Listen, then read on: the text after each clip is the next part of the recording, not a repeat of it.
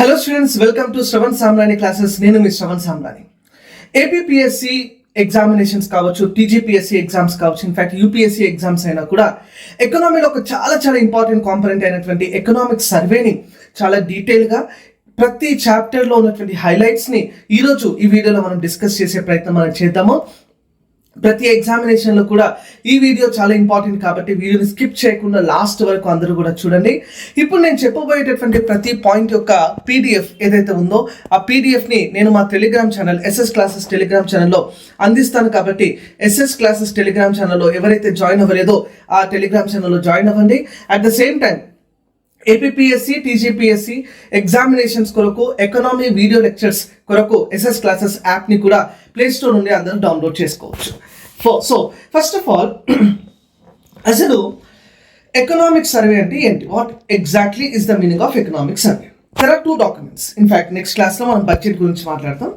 So one is what we call budget and the another one is what we call economic survey. Economic survey అంటే ఏంటంటమ్మా, it is the performance of Indian economy in the previous one financial year. గడిచిన ఒక ఆర్థిక సంవత్సరంలో భారత ఆర్థిక వ్యవస్థ యొక్క పర్ఫార్మెన్స్ ఎలా ఉండాదో చెప్పేది ఎకనామిక్ సర్వే. బడ్జెట్ అంటే it is the estimated expenditure of the next one financial year. రాబోయే ఒక ఆర్థిక సంవత్సరంలో మనం పెట్టబోయే అంచనా ఖర్చుని మనం బడ్జెట్ అంటాం. ఎకనామిక్ సర్వే అంటే it is the performance of Indian economy the previous one year. అందుకోసమే దిస్ ఇయర్ జూలై నెలలో మనము ఎకనామిక్ సర్వేని వీ హ్యావ్ రిలీజ్డ్ ఫర్ 23-24. అదే బడ్జెట్ని అయితే we will be presenting for 2024-25. బడ్జెట్ని మనం ప్రవేశపెట్టేది 2024-25కు. Economic survey we are presenting for 2023-24. And ministry of ఫైనాన్స్లో there is a department call department of economic affairs. ఇదే డిపార్ట్మెంట్ ఆఫ్ ఎకనామిక్ అఫైర్స్ మనకు బడ్జెట్ని కూడా రూపొందిస్తుంది. At the same time economic సర్వేని కూడా రూపొందిస్తుంది. Same department, that is the department of economic affairs. బడ్జెట్ని ప్రవేశపెట్టే ఒక రోజు ముందు, just before 1 day, finance minister in the parliament will be presenting the economic survey. Okay, so economic survey మీడియాకి brief చేసేది, ఎక్స్ప్లెయిన్ చేసేది అంతా కూడా chief economic adviser. So first question అమ్మ ఈరోజుకి, who is the chief economic adviser to the government of India right now? So కింద comment చేయండి అందరూ కూడా.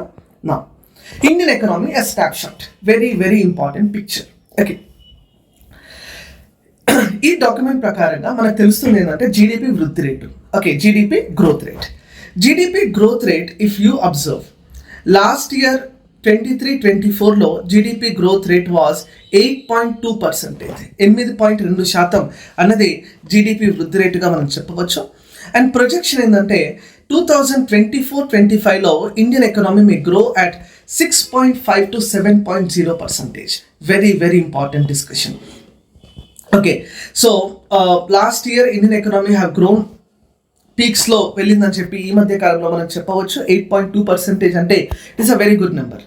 సో ఫిస్కల్ డెఫిసిట్ అంటే it is the difference between total revenue and total expenditure. మొత్తం వస్తున్నటువంటి ఆదాయం, మొత్తం పెడుతున్నటువంటి ఖర్చు, ఆ రెండింటి మధ్య తేడాని మనము ఫిస్కల్ డెఫిసిట్ అని చెప్పి చెప్తాం. అండ్ ఫిస్కల్ డెఫిసిట్ సాధారణంగా దేన్ని చూపిస్తుందంటే బారోయింగ్స్ని చూపిస్తుంది. Fiscal deficit usually will be indicating what? Borrowing. So fiscal deficit 23-24లో 5.6% ఉంది. And this is as a percentage of GDP. Okay, ఇది జీడిపిలో శాతంగా మనం చూపిస్తాం ఫిస్కల్ డెఫిసిట్. దేని సూచిస్తుందంటే ఏం చెప్తారు? మన అప్పులు. అంటే మన దగ్గర ఉన్నటువంటి ప్రతి 100 రూపాయలు 5.6 రూపాయలు మనవి కావు. That is what this basically indicates. And it is the 5.6%. This is the percentage of nominal GDP. 5.6%, it is a percentage of నామమాత్రపు జీడిపి. విదేశీ నిలువలు, ఫారెక్స్ రిజర్వ్స్ అనేవి భారీగా పెరుగుతున్నాయని చెప్పి మనకు సర్వే చెప్తుంది. $646.4 billion. $646.4 billion is the forex reserves of India. Next, ఆహార ధాన్యాల ఉత్పత్తి, ఫుడ్ గ్రెయిన్ ప్రొడక్షన్ స్లైట్లీ తగ్గిందమ్మా, 328.9 million tons. Last year it was 329.7 million tons. This year it is 328.9 million tons. So ఆహార ధాన్యాల ఉత్పత్తి స్లైట్లీ డిక్రీజ్ అయింది. And examination ఇలాంటి exact questions అడుగుతారు. So food grain production have increased from 22-23 to 23-24. No, it is slightly declined. పరిశ్రమల వృద్ధి rate 9.5%గా చూపిస్తా ఉన్నాం. అండ్ ఇన్ఫ్యాక్ట్ బడ్జెట్లో కూడా ఈ కాంపొనెంట్ని చాలా ఎఫెక్టివ్గా అడ్రస్ చేయడం జరిగింది. సేవా రంగం యొక్క వృద్ధి రేటు మనకు 7.6%గా ఉంది. 7.6% is the growth rate of services sector. Capital expenditure అంటే పెట్టుబడి ఖర్చు అన్నది మనం పెంచుతున్నాము. ప్రతి సంవత్సరం చూసుకుంటే 2.1% ఆఫ్ జీడిపి నుండి 2.5 పోయినాం, 2.5 నుండి 2.7, 2.7 నుండి 3.2% ఆఫ్ జీడిపి మనం పెట్టుబడి ఖర్చు మనం పెడుతున్నాం. అంటే that is also very very important aspect. Next, foreign trade అనేది పెరుగుతుందమ్మా. ఫారిన్ ట్రేడ్ బేసికలీ 23-24లో ఒకసారి మీరు చూసినట్లయితే ఎస్ దో ఇంపోర్ట్స్ అన్నవి దిగుమతులు అన్నవి ఎక్కువగా ఉన్నాయి, మనకు ఎగుమతులు అన్నవి తక్కువగా కనిపిస్తున్నాయి. $437.1 billion and $675.4 billion is our imports. అంటే మనం ఇతర దేశాలపైన ఎక్కువ ఆధారపడుతున్నాం, మనం ఇతర దేశాలకు తక్కువగా పంపిస్తున్నట్టు మనకు చెప్పుకోవచ్చు. సో ఫిజికల్ డెఫిసిట్ అంటే ఏంటమ్మా? ఫిజికల్ డెఫిసిట్ అంటే బేసికల్గా మనకు బడ్జెట్లో కూడా డీటెయిల్గా మాట్లాడదాం దీని గురించి. బడ్జెట్లో మనకు 2 కాంపొనెంట్స్ ఉన్నాయి. One is called revenue and other is called capital.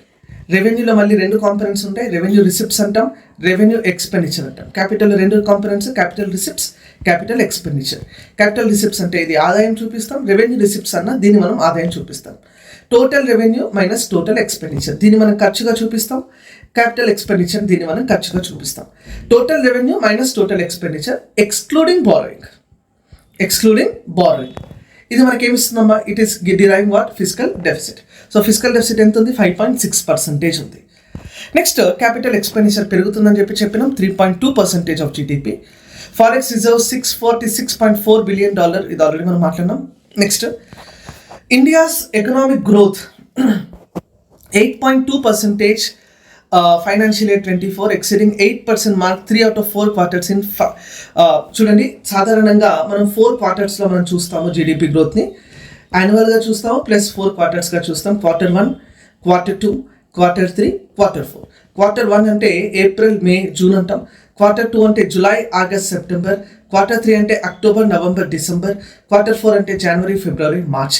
So 3 quartersలో 8% గ్రోత్ అనేది దాటిందని చెప్పి సర్వే చెప్తుంది. Gross fixed capital formation, gross fixed capital formation. Okay, fixed capital అంటే స్థిర మూలధనం. 9% పెరిగిందని చెప్పి చెప్తున్నారమ్మా. అంటే ఎనీ మెషినరీ, బిల్డింగ్స్, ల్యాండ్ ఇట్లాంటిది. Retail inflation decline to 5.4%. ద్రవ్యోల్బణం అనేది తగ్గింది. Retail inflation. Real GDP recorded to be 20% higher than its level financial year 2020. Real GDP is growing 20% more than 2020. Okay, next అమ్మా. సో ఇవన్నీ కూడా GDP growth rate figures already మనం ఇవన్నీ డయాగ్రామ్లో భాగంగా discuss చేసినాం. Next, with the debt management of administrative and monetary policies, real inflation reduced from 6.7% to 5.4%. Okay, retail inflation అనేది 6.7% ఉన్నదమ్మా. It is decrease to 5.4%. Inflation అంటే ఏంటి? బేసికల్గా ద్రవ్యోల్బణం అంటే it is the rise in prices of goods and services. Okay, వస్తు సేవల యొక్క ధరలు పెరుగుతున్నాయి. ఎందుకు పెరుగుతున్నాయి? దర్ ఇస్ అ ఫినామినా ఏంటంటే demand is high, supply is low, the price will go high. Demand is high, supply తక్కువ ఉండి ప్రైస్ పెరిగితే దాన్ని మనం ఇన్ఫ్లేషన్ అని చెప్పి మనం చెప్పుకుంటాం.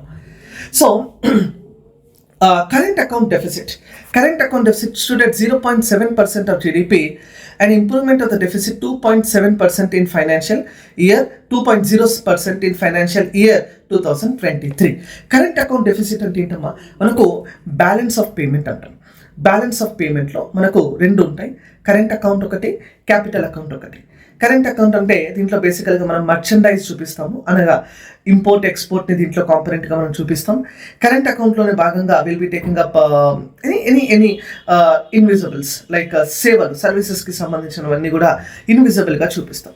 సో బేసికల్గా చూడండి, క్యాపిటల్ అకౌంట్ అంటే will be considering FDI, foreign direct investment అంటాం, లేదంటే we would be considering some other components also as a part of the capital account. Okay, so ఒకటే గుర్తుపెట్టుకోవాలి ఇక్కడ, whenever we take up the balance of payment లో current account అనేది ఎక్కువగా deficit లో కనిపిస్తున్నాము, and capital account అనేది deficit లో లేదు. ప్రస్తుతం మీరు చూసుకున్నట్లయితే క్యాపిటల్ అకౌంట్ ఇస్ ఇప్పుడు కాదు, ఈ సంవత్సరం కాదు, ఎప్పుడు కూడా మనకు విదేశాల నుండి పెట్టుబడులు ఎక్కువ వస్తున్నాయి. విదేశాల నుండి we're coming up with major transformations in development. అభివృద్ధిలో క్యాపిటల్ అకౌంట్లో డెఫిసిట్ అన్న పదాన్ని మనం వాడము.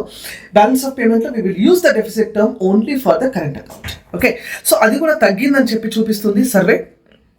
Current account deficit 0.7% of the GDP. In the last year, it was 2% of the GDP.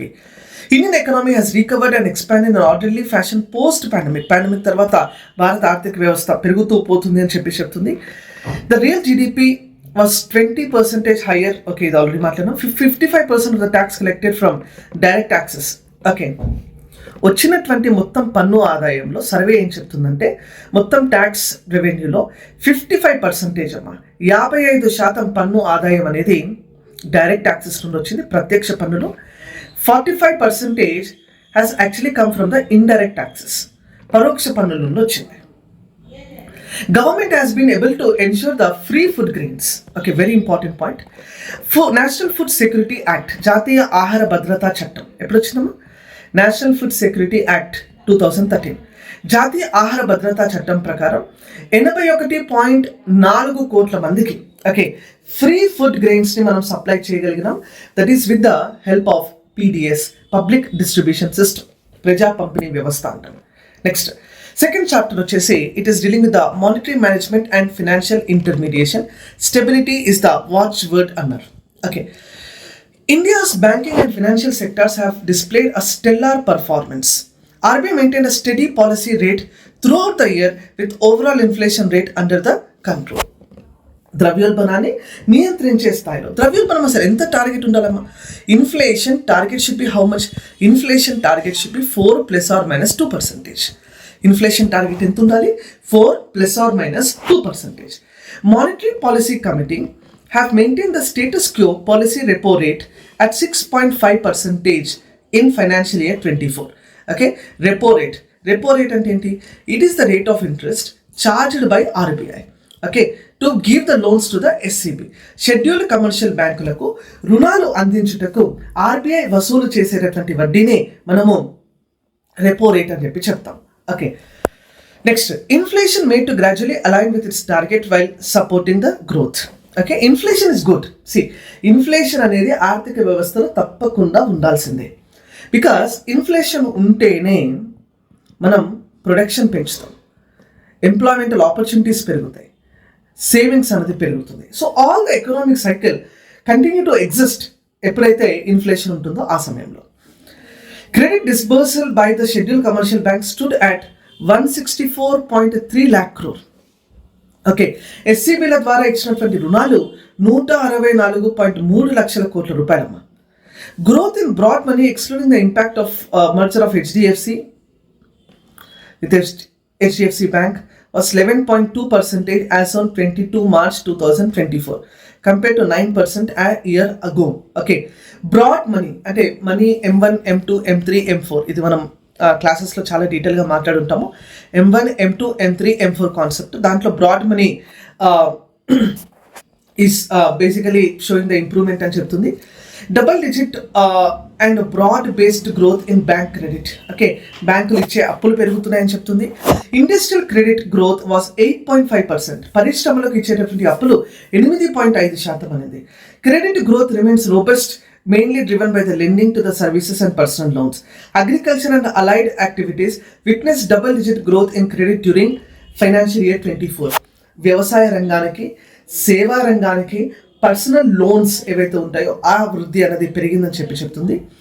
Insolvency and bankruptcy court has recognized an effective solution for the twin balance sheet problem. Okay, ఒకసారి చూడండి, twin balance sheet problem. For example, Reliance అనే company ఉందనుకోండి, SBI అనే bank ఉందనుకోండి. Reliance కంపెనీకి ఒక balance sheet ఉంటుంది, SBI అనే బ్యాంక్కి కూడా ఒక బ్యాలెన్స్ షీట్ ఉంటుంది. బ్యాలెన్స్ షీట్లో ఏముంటాయి? మరి 2 కాంపోనెంట్స్ ఉంటాయి, అసెట్ ఉంటుంది, లయబిలిటీ ఉంటుంది. సిమిలర్లీ ఎస్బీఐ కూడా అసెట్ ఉంటుంది, లయబిలిటీ ఉంటుంది. Okay, for example Reliance SBI నుండి ఒక 100 కోట్ల రూపాయలు రుణాన్ని తీసుకుంది అనుకోండి. అప్పుడు ఆ రిలయన్స్ బ్యాలెన్స్ షీట్లో లయబిలిటీలో రాయాలి ఆ 100 కోట్ల రూపాయలని. We should write it in the liability column. అదే ఎస్బీఐ బ్యాలెన్స్ షీట్లో అది అసెట్ లాగా రాయాలమ్మా. ఎస్బీఐ బ్యాలెన్స్ షీట్లో అది 100 కోట్ల రూపాయలని అసెట్ లాగా రాయాలి. ఉదాహరణకు అంబానీ తన కొడుకు పెళ్లి చేసి మొత్తం అప్పుల్లోకి వెళ్ళిపోయి 100 కోట్ల రూపాయలు తిరిగి ఇవ్వలేదు అనుకోండి. సపోజ్, నిజంగా కాదు, ఓకే, సపోజ్ 100 కోట్ల రూపాయలు తిరిగి ఇవ్వలేదు అంటే that is going to cause a problem to the balance sheet of Reliance also, balance sheet of SBI also. Okay, ఈ 2 బ్యాలెన్స్ షీట్లకు అది ఇబ్బందిగా మారినది కాబట్టి దాన్ని మనం టీబీఎస్ ప్రాబ్లం అంటామమ్మా. TBS, twin balance sheet problem అని చెప్పి మనం చెప్తాం. Next, in the last year 31,394 corporate debtors involving a value of 13.9 lakh crore have been disposed of as of March 2024. Okay, inflation under control అని చెప్తుంది. LPG, petrol, diesel ఈ ధరలను ప్రభుత్వం కట్టడి చేసింది, తగ్గించింది అని చెప్తుంది. In August 2023 the price of the domestic third unit అనేది price of domestic LPG cylinders was reduced by rupees 200 per cylinder all across the markets in India. LPG cylinder 200 రూపాయలు per cylinder తగ్గిందని. Center lowered the prices of petrol and diesel by rupees 2 per liter. Okay, India's policy adeptly steered through challenges, ensuring price stability despite global uncertainties. Okay, ప్రపంచవ్యాప్తంగా uncertain market ఉన్నప్పటికీ కూడా India was able to maintain the price stability అని చెప్తుంది. Core services inflation is to a 9-year low in financial year 2024. Core inflation అంటే బేసికల్గా inflation without considering food and fuel. దేనికి తీసుకోమమ్మా? ఇన్ఫ్లేషన్లో food and fuel, ఆహార పదార్థాలను అదే రకంగా ఇంధనాలను మనం తీసుకోకపోతే దాన్ని మనం కోర్ ఇన్ఫ్లేషన్ అంటాం. Next, core consumer durables inflation declined due to the improved supply of key input materials to the industries. Okay, agriculture sector faced challenges due to extreme weather events, depleted reservoirs and crop damage, which impacted farm output and food prices. Okay, వ్యవసాయ రంగం కొద్దిగా climate changes వల్ల ఇబ్బందులు ఎదుర్కొంది last year అని చెప్తుంది survey. Food inflation stood at 6.6% and increased to 7.5% in 2024. ఆహార పదార్థాలు కాస్త పెరిగినాయి. 29 states and union territories recorded inflation below 6%. 6% కన్నా తక్కువ ద్రవ్యోల్బణం. ఇందుకు చెప్పినా కదా 4 ± 2% is the inflation target. Government took appropriate administrative actions including dynamic stock management, open market operation. ఇవన్నీ చేయడం వల్ల మనకు ద్రవ్యోల్బణం కట్టడి చేయగలిగినామని చెప్తుంది. Next, external sector stability amid plenty. విదేశాంగం అన్నది పెరుగుతుందని చెప్పి, అంటే ఎక్స్టర్నల్ సెక్టార్ అంటే బేసికల్గా బ్యాలెన్స్ ఆఫ్ పేమెంట్, ఈ కాంపనెంట్స్ అన్ని దీంట్లో భాగంగా మనం చూపిస్తాం. Next, India's external sector remain strong amidst ongoing geopolitical headwinds accompanied by sticky inflation. Okay, geopolitical issues ఎన్ని ఉన్నప్పటికీ కూడా మనము ఇన్ఫ్లేషన్ అయితే కట్టడి చేయగలిగినామని చెప్తుంది. India's rank in the World Bank Logistics Performance Index improved by 6 places from 44th to 38th in 2024 out of 139 countries. Logistic LPIలో India యొక్క performance improve అవుతుందని చెప్తుందమ్మా survey. Moderation in merchandise imports and rising services exports have improved India's current account deficit, which narrowed 0.7. ఇది already మాట్లాడడం ఇప్పుడే.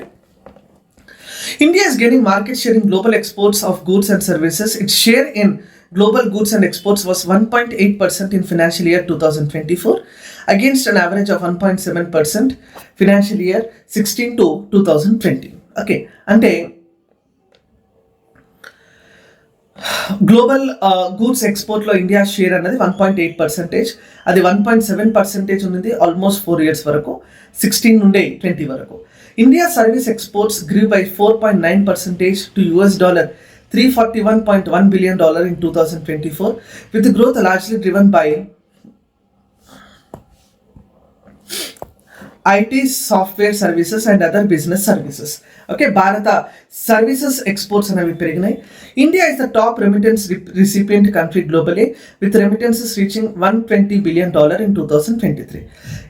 ప్రపంచవ్యాప్తంగా అత్యధిక remittances అంటే విదేశీ ఆదాయం అన్న. రెమిటెన్సెస్ అంటే విదేశీ ఆదాయం. Dollar, euro, pound, yen, yuan, dinar ఇవన్నీ కూడా రెమిటెన్సెస్ అంటాం. ఇండియాస్ ఎక్స్టర్నల్ డెప్ట్ has been sustainable over the years with the external debt to GDP ratio standing 18.7% at the end of March 2024. Okay. Medium term outlook, 5th chapter, medium term outlook at growth strategy for New India. Okay. Key areas of policy focus in the short to medium term: job and skill creation, tapping the full potential of agriculture sector. MSME రంగానికి సంబంధించి మన బడ్జెట్లో చాలా డీటెయిల్గా మాట్లాడతాం. MSME రంగానికి ఎలాంటి సహకారాలు అందిస్తుందో. Amrit Kaal's growth strategy based on 6 key areas. Boosting 6 అంశాలము. బూస్టింగ్ ప్రైవేట్ ఇన్వెస్ట్మెంట్, ప్రైవేట్ పెట్టుబడులను పెంచాలి. ఎంఎస్ఎంఈని విస్తరించాలి. ఎంఎస్ఎంఈ గ్రోత్ అవ్వాలి. Agriculture should be the growth engine. Financing green transmission, green వైపు ఎక్కువ అడుగులు వేయాలి. Bringing education employment gap, okay, ఈ గ్యాప్ని తగ్గించాలి. Building capacity of the states. Okay, ఈ 6 అంశాలను ప్రాధాన్యతగా పెట్టుకొని మనము సర్వేలో మెన్షన్ చేయడం జరిగింది. Amrit call. Okay, Amrit call అంటే బేసికల్గా 75th ఇయర్ తర్వాత అమృత్ కాల్ అంటాము. For Indian economy to grow at 7% plus tripartite compact between union government, state government and the private sector is required. 7% కన్నా ఎక్కువ వృద్ధి సాధించాలంటే కేంద్ర ప్రభుత్వం, రాష్ట్ర ప్రభుత్వం మరియు ప్రైవేట్ రంగం యొక్క సంయుక్త కృషి అనేది తప్పనిసరిగా ఉండాలని చెప్తుంది. Next, climate change dealing with energy transition dealing with trade offs. Okay, ఈ క్లైమేట్ చేంజ్ అంటే బేసికల్గా ఇది ఎన్విరాన్మెంట్ రిలేటెడ్ ఆస్పెక్ట్ అమ్మ purely.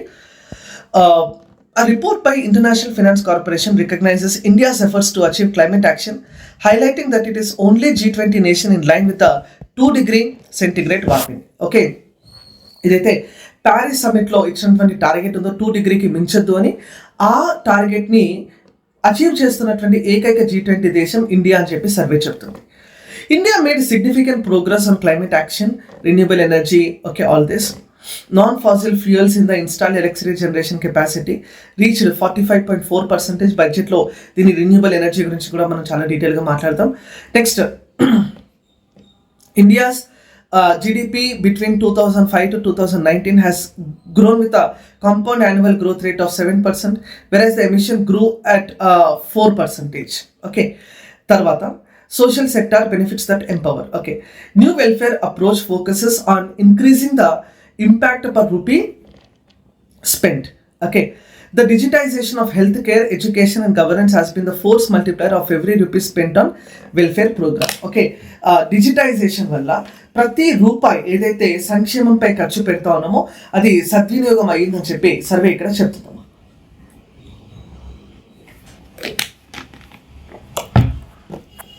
Next, between 2018 to 2024, nominal GDP has grown at a compound annual growth rate of 9.5%, while welfare expenditure had grown at 12.8%. సంక్షేమానికి పెడుతున్నటువంటి ఖర్చు 12% పెరిగిందని చెప్తుంది.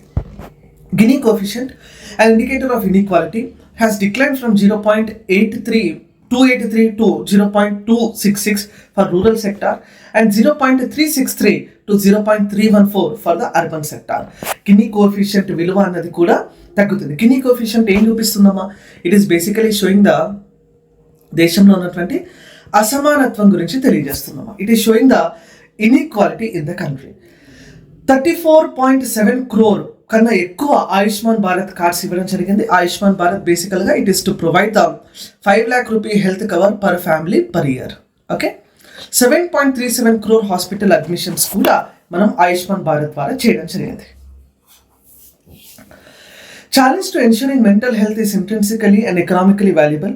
22 mental disorders are covered under Ayushman Bharat, Pradhan Mantri Jan Arogya Yojana Health Insurance. Okay, Poshan B Padai B. Okay, Poshan B Padai B ద్వారా మనము childhood education aims to develop world's largest universal high quality preschool network at Anganwadi centers. దీన్ని మనం ICDS అని కూడా అంటామమ్మా. ICDS అంటే integrated child development scheme లేదా integrated child development services అని చెప్తాం. Vidyanjali initiative played a crucial role in enhancing educational experiences of 1.44 crore students, facilitating community engagement and volunteer contribution. Vidyanjali ద్వారా కూడా మనము ఎఫెక్టివ్గా ఇంప్రూవ్ అయినామని చెప్తుంది. The rise in enrolment in higher education has been driven by under privilege sections such as SC, ST, OBC with a foster female enrollment across sections witnessing 31.6% since financial year 2015. Okay, SC, ST, OBC అదే రకంగా female enrolment అనేది పెరిగిందని చెప్తుందమ్మా. 8th chapter employment and skill development. Okay, Indian labour market indicators have improved in the last 6 years with the unemployment rate declining to 3.2%. నిరుద్యోగ rate కేవలం 3.2% ఉంది అని చెప్తుంది. Quarterly urban unemployment rate people aged 15 years and above declined to 6.7% in the quarter ending March 2024 from 6.8% in the corresponding quarter previous year. Okay, though quarterly urban unemployment rate కూడా తగ్గుతుందని చెప్తుంది. Periodic labour force ప్రకారం more than 45% of the workforce is employed in agriculture, 11.4% in manufacturing, 28.9% in services, and 13.60% in the construction. A very important data ఇది. Periodic labour force ప్రకారం 40% కన్నా ఎక్కువ మంది వ్యవసాయ రంగంలో ఆధారపడి ఉన్నారు. ప్లస్ 11.4% మంది తయారీ రంగం మ్యానుఫ్యాక్చరింగ్ సెక్టార్లో ఉన్నారు. 28.9% సర్వీసెస్ సెక్టార్లో ఉన్నారు.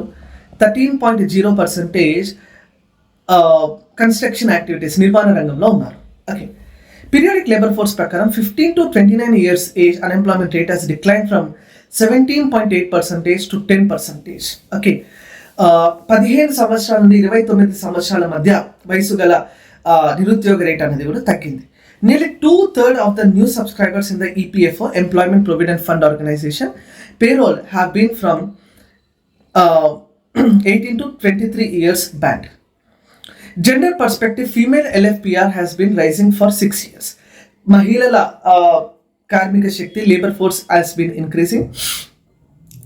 Employment in the unorganized manufacturing sector recovered to the above pre-pandemic level, with the employment per factory continuing its pre-pandemic rise. Okay, employment అనేది పెరుగుతుంది. MSME సెక్టార్లో ప్రత్యేకంగా అన్ఆర్గనైజ్డ్ అసంఘటిత MSME రంగంలో పెరుగుతుందని చెప్తుంది. నెక్స్ట్ మ్యానుఫ్యాక్చరింగ్ సెక్టర్, ఇవన్నీ కూడా gig work force is expected to expand to 2.35 crore by 2029-30. Gig కార్మికులు ఏదైతే no job security daily workers ఎవరైతే ఉంటారో లైక్ స్విగ్గీ, జొమాటో వాళ్ళందరినీ కూడా మనం గిగ్ వర్కర్స్ అంటాం. అగ్రికల్చర్ అండ్ ఫుడ్ మేనేజ్మెంట్ అమ్మ 9th యూనిట్లో చూస్తే plenty of upside left if we get it right. Okay, so allied sectors of Indian agriculture are steadily emerging as robust growth centers and promising sources for improving farm incomes. Total credit disbursed is 22.84 lakh crore. వ్యవసాయ రంగానికి ఇస్తున్నటువంటి అప్పులు 22.84 లక్షల కోట్ల రూపాయలు. Banks issued 7.5 crore Kisan credit cards with a limit of 9.4 lakh crore. Okay, Kisan credit cards దీన్ని ప్రవేశపెట్టింది ఎవరమ్మా? Which is the organization which have introduced KCC? దీన్ని కింద కమెంట్ సెక్షన్లో అందరూ కూడా కమెంట్ చేస్తారు. Okay, an area of 90.0 lakh hectares has been covered under the micro irrigation in the country under per drop more crop. Okay, తర్వాత it is estimated that for every rupee invested in agriculture research there is a payoff of 13.85 rupees. Okay, very very important. వ్యవసాయ రంగంలో పరిశోధనకు మనం చేస్తున్నటువంటి కేటాయింపులు అధిక రాబడి అనేది మనకి ఇస్తుందని చెప్పి కూడా ఇది మనకు చెప్తుంది. Industry small and medium matters. Okay, 8.2% supported by an industrial growth rate of 9.5%. Okay, మొత్తం ఆర్థిక వృద్ధి 8.2% రావడానికి గల ముఖ్య పాత్ర పోషించింది ఇండస్ట్రియల్ గ్రోత్ అమ్మ. Despite disruptions On many fronts, manufacturing sector achieved an average annual growth rate of 5.2%. ఎన్నో ఇబ్బందులు ఉన్నా కూడా తయారీ రంగం 5.2% వృద్ధి సాధించిందన్న. Major growth drivers being chemicals, wood products, furniture, transport equipment, pharmaceutical, machinery equipment, ఇవన్నీ కూడా ఈ వృద్ధికి కారణమైనవి. Accelerated coal production over the past 5 years has helped in reducing import dependence. బొగ్గు ఉత్పత్తి వల్ల మనము దిగుమతులపై ఆధారం అనేది తగ్గిస్తా ఉన్నాము. India's pharmaceutical market stands as the world's third largest by volume with $50 billion. Okay? Pharmaceutical మార్కెట్లో ప్రపంచంలో 3వ అతిపెద్ద మార్కెట్ భారతదేశాన్ని. ఫస్ట్ అండ్ సెకండ్ ఎవరో కింద కమెంట్ చేయాలి. Next, India is the world's second largest clothing manufacturer and one of the top 5 exporting nations. Okay, వస్త్ర తయారీలో సెకండ్ లార్జెస్ట్ అమ్మా. India's electronic manufacturing sector accounts for an estimated 3.7% of the global market share in 2022. Production link incentive scheme, okay, PLI scheme చాలా డీటెయిల్గా మనం యాప్లో మాట్లాడినాం. Attracted 1.28 lakh crore of investment until May 2024. Okay, production linked incentive scheme అంటే for example ఏదైనా కూడా ఒక పరిశ్రమ తమ ఎగ్జిస్టింగ్ సేల్స్ కన్నా కూడా ఎక్కువ ప్రొడక్షన్ చేయగలిగితే ఇన్సెంటివ్స్ ఇవ్వడం, that is a production linked incentive scheme. Like చిన్నప్పుడు మీరు స్కూల్కి వెళ్ళేటప్పుడు you'll be asking your parent some bicycle లేదంటే ఇంకేదైనా గిఫ్ట్ అడుగుతూ ఉంటారు. సో ఆ గిఫ్ట్ అడిగినప్పుడు మీ పేరెంట్స్ మీకు ఏం చెప్తారంటే, ఎస్ ఆ గిఫ్ట్ ఇస్తాము కానీ ఇంత పర్సంటేజ్ రావాలని. So that is basically to promote them. Incentivising R&D innovation కూడా మనం చేస్తాము. Services sector has reach to the level prior pandemic about 55%. సేవారంగం 55% కాంట్రిబ్యూట్ చేస్తున్నాము. Services sector has the highest number of active companies, 65%. A total number of 16,91,495 active companies existing in India. 16 లక్షల కంపెనీలు సేవా రంగంలో పనిచేస్తూ ఉన్నాయి. India service sector exports constituted 4.4% of the world's commercial services exports 2022. Computer services and business services exports accounted for about 73% of India's export and witnessed 9.6% year on year. Okay, computer services యొక్క exports అనేవి కూడా పెరుగుతున్నాయి. India's share in digitally delivered services exports globally increased to 6.0% from 4.4% 2019. Okay, digitally delivered services లో భారత వాటా ఎక్స్పోర్ట్స్లో బేసికల్గా చూసుకుంటే 6% ఉందమ్మా. It was only 4.4% in 2019. Okay, air cargo at Indian airports increased 7%, 33 lakh tons. Okay, financial year 2024. Okay, air cargo 33.7 లక్షల టన్నులు cargo చేస్తున్నాం మనం. Passenger traffic originating in Indian Railways increased by 5.2% to the previous year. Outstanding services sector 45.9 lakh crore with a year-on-year growth 22.9%. Tourism industry witnessed over 92 lakh foreign tourist arrivals in 2023. 92 లక్షల మంది విదేశీ పర్యాటకులు భారతదేశంలో పర్యటించడం జరిగింది. Okay, revenue earning freight in financial year 2024 excluding Konkan railway corporation witnessed an increase of 5.3%. Freight అంటే goods rail అమ్మా. In 2023, residential real estate sales in India were at their highest since 2013, witnessing a 33% year-on-year growth with a sale of 4.1 lakh units. Okay, in the top 8 cities. మొత్తం 8 నగరాల్లో 4.1 లక్ష యూనిట్ల ఇళ్ళ అమ్మకాలు జరిగినాయమ్మా. The global capability centers in India have grown significantly from 1,000 centers in 2015 to 1,580 centers 2023. Indian e-commerce industry is expected to cross $350 billion 2030లో. E-commerce industry $350 billion లని దాటనుందమ్మా. Very very important. Next, infrastructure lifting the potential growth. Okay, large scale infrastructure projects Bharatmala very important, Sagarmala, PM Gati Shakti. Okay, ఇలాంటివన్నీ కూడా infrastructure కింద మనం major projects recent టైమ్స్లో చూపిస్తాం. Average pace of NH National Highway construction nearly 3 times 11.7 km per day 2014లో ఉంటే 34 kilometre per day, అంటే ప్రతిరోజు 34 కిలోమీటర్లను మనం దాదాపు జాతీయ రహదారులు నిర్మిస్తున్నాం. Capital expenditure on railways increase by 77% in the past 5 years. పెట్టుబడి ఖర్చు రైల్వేలో 77% పెరిగింది. Okay, Indian railways to introduce Vande Bharat trains coaches in 2025. Okay, new terminal buildings, 21 airports have been operationalized, which has led to a overall increase in passenger handling capacity, 62 million passengers per annum. Okay, Indian terminals లో airports లో 62 million passengers ని ప్రతి సంవత్సరం కలిగి ఉండేటటువంటి సామర్థ్యం ఉంది. India's rank at the international shipments category World Performance Index have improved to 22nd in 2023 from 44th in 2014. Clean energy sector in India saw new investments of 8.5 lakh crore. Okay, clean energy కి సంబంధించి 8.5 లక్షల కోట్ల రూపాయలు పెట్టుబడిని చూడడం జరిగింది between 2014 to 2023. Climate change ఏమో last chapter ఇక్కడ మనకు మెన్షన్ చేసింది about the climate change. Okay, global strategies for climate change are flawed and not universally applicable.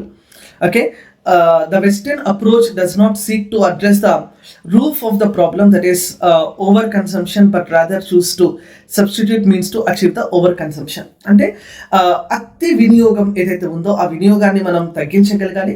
తర్వాత మిషన్ లైఫ్ అనేటటువంటి ఒక మిషన్ ఉందమ్మా, that is focuses on human nature harmony, promoting mindful consumption, then over consumption that lies to the root of the global climate change problem. Okay, mission life very very important. Climate change సంబంధించింది. Traditional generational households would create the pathway towards the sustainable housing. A one size fits all will not work, and developing countries need to be free to choose their own paths. Okay, అన్ని రకాల ఒకే సైజ్లో మనము same పారామీటర్స్ని తీసుకొని పోలేము. So developing countries different parameters పైన work చేయాలి. నేచర్తో మంచి రిలేషన్ పెట్టుకుంటే ఓవర్ కన్సంప్షన్ ఇతర ప్రపంచంలో ఇతర డెవలప్డ్ వరల్డ్లో ఎలా ఉందో దాన్ని మనం చూస్తూ దాన్ని మనం అబ్జర్వ్ చేస్తూ ఇండియాలో యాక్షన్ తీసుకోగలగాలి. So this is something about the highlights of economic survey 2023-2024. మళ్ళీ చెప్పినట్టు ఈ పీడిఎఫ్ మొత్తాన్ని కూడా మీకు ఎస్ఎస్ క్లాసెస్ టెలిగ్రామ్ ఛానల్లో అందిస్తామమ్మా. ఎస్ఎస్ క్లాసెస్ టెలిగ్రామ్ ఛానల్లో అందరూ జాయిన్ అవ్వండి. At the same time economy related subject కోసం వీడియో లెక్చర్స్ రెండు ఏపీపీఎస్సికి సంబంధించి టీఎస్పీఎస్సికి సంబంధించి already video lectures SS classes యాప్లో మీకు అందుబాటులో ఉన్నాయి. ఆ యాప్కి సంబంధించిన అన్ని డీటెయిల్స్ కూడా మీకు కింద డిస్క్రిప్షన్లో ఇస్తాము. ఓకే, ఇలాంటి మరిన్ని వీడియోస్ కోసం చూస్తున్నటువంటి Shravan Samrani classes. Thank you. జై హింద్.